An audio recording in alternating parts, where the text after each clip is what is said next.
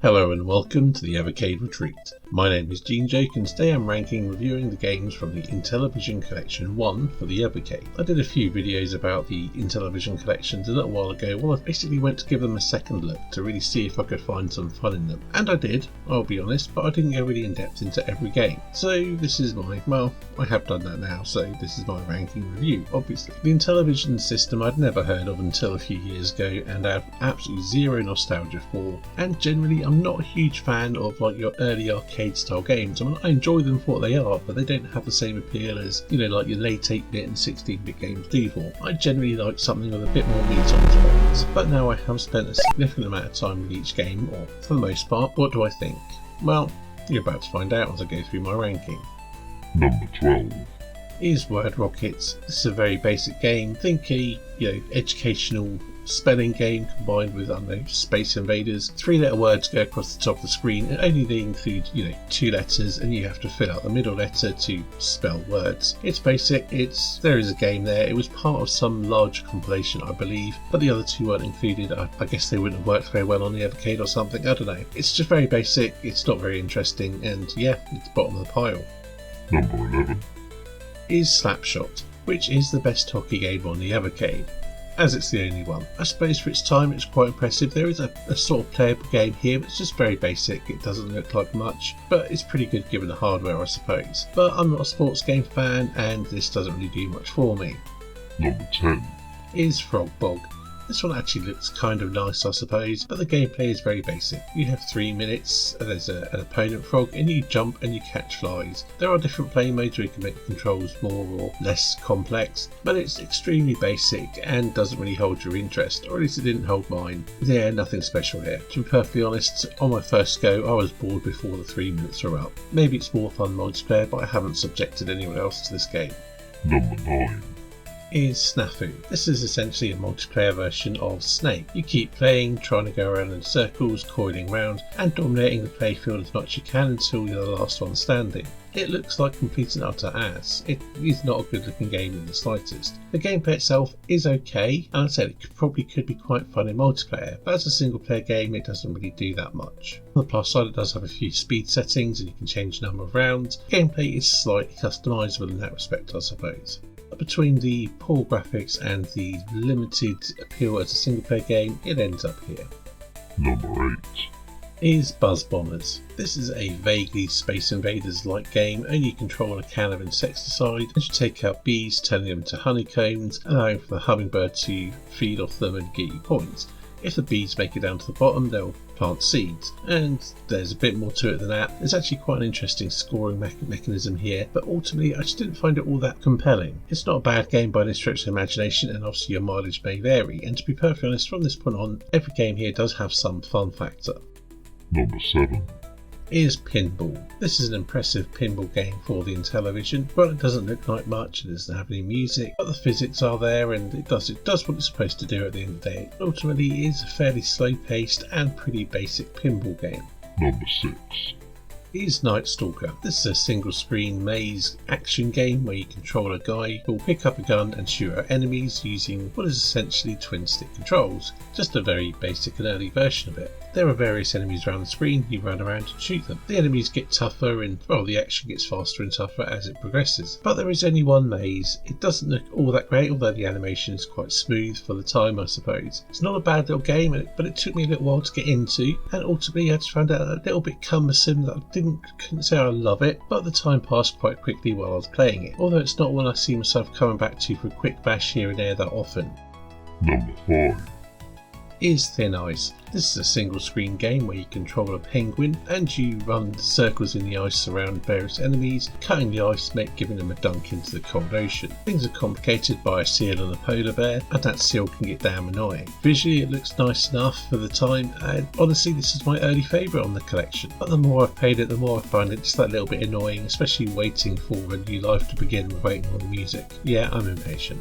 It's a nice enough little game, a little bit basic, but the key mechanic is quite fun. Whenever I play it, I do tend to end up having shorter play sessions than I might initially intend. It just doesn't hook me quite enough.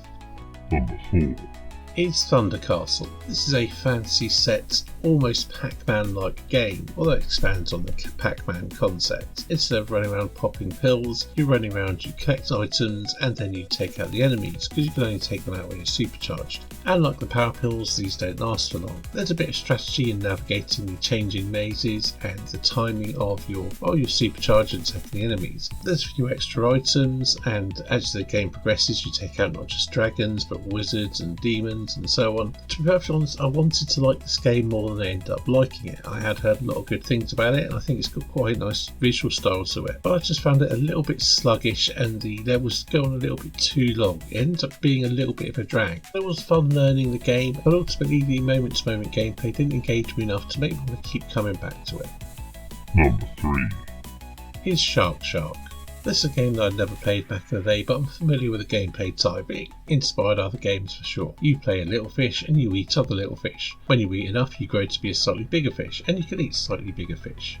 If you try and eat fish bigger than you, you'll die. There's also a shark which will come along and eat you as well. Except for you can get your own back on the shark by eating its ass. Eat its ass enough times and you'll kill it, and it'll come back more aggressive. It's a simple but fun gameplay loop. There's a few different speed modes, but there's not much to it. If you're doing well and scoring well, then you'll get more lives, and this is what causes the problem with the game. You can end up getting too many lives. I ended up with something like 75 lives at one point, and the game just goes on for far too long. Of course, the bigger you get and the more you progress in the game, it does get more difficult, and the shark becomes more aggressive, and other enemies come along which you can't kill, or you can only kill in specific ways. It does become more difficult, and those lives won't last you very long. Well, they will if you get a large amount like I did. It's when you reach a certain skill level that it starts becoming a bit tedious, but there's no getting away from the core fun gameplay loop. And coming back to it every so often without honing your skills up too much in a short space of time like I did, you'll probably enjoy it more that way.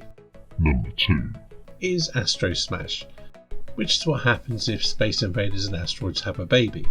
It plays like Space Invaders, but you're shooting asteroids falling from the sky and they'll split. There's various UFOs that come along, but I'm sure that's enough to give you an idea of how the game works. You have a reasonable amount of lives and you'll get more as you score. The action gets faster and more frantic as you go along, and yeah, it's a very simple game, but it can be a lot of fun. Or maybe I just like the pew pew pew action, I don't know. But this is the game I had the most fun with other than the next one, so here it is. Numero uno is Princess Quest, the one homebrew game of this collection. It was made much later, I think 2005 or so, and it plays like a more modern game than most of these others. It's essentially a riff on Ghouls and Ghosts, made on the Intellivision. It doesn't look like much in the sense it's got big chunky graphics, but it does move well, and it's clear what's supposed to be what. It's a surprisingly good action game for the hardware. It starts off easy enough, but it gradually ramps up in difficulty. The last few levels do get particularly tough. Despite not being overly impressed with the visuals on this initially, the gameplay did win me over. Final opinions. I think for people of a certain age with nostalgia for the Intellivision, or who just have nostalgia for these types of games, there can be a lot of fun to be had here. While nothing hits the heights of asteroids or centipedes or even Space Invaders, there's some interesting variations on that style of gameplay, and there is definitely fun to be had if you're not put off by the simple graphics and you're quite happy to embrace these older arcade style games. For me, what this collection lacked was a killer title, some sort of tentpole title that really kind of drew me to it. Again, maybe not having nostalgia for the system, nothing could, I don't know. On the flip side, all the games are playable, and as a number of them are multiplayer, you probably have more fun with them playing them that way. And actually, a number of these games will be good for high score challenges if you take part in anything like that. I know many people don't like this collection and don't go on the Intellivision carts as a whole, and it's clearly not a cart that's going to appeal to everyone. But as I said earlier, if you're willing to persevere with the simple graphics, look deeper and enjoy the simple arcade action, there is definitely fun to be had here. But for me, it does fall into a similar category to the Atari collections, in as much that many of the games are just a little bit more simplistic than I really like to, well, sink my teeth into. I would give the collection a 6 out of 10. I think if you have nostalgia for the system, or you're just more into this sort of simple type of game, you might rate it higher, but ultimately it's just not quite my jam. Okay, I think that's it for this video. I hope you've enjoyed my rambling on this topic. As usual, I'll leave it out with a silly song, and I'll see you in the next video.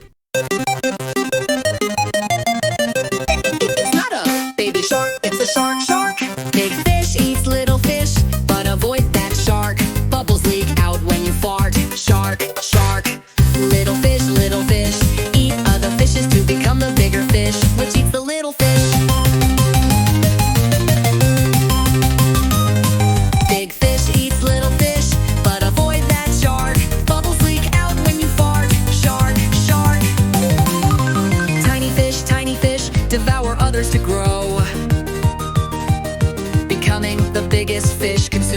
below.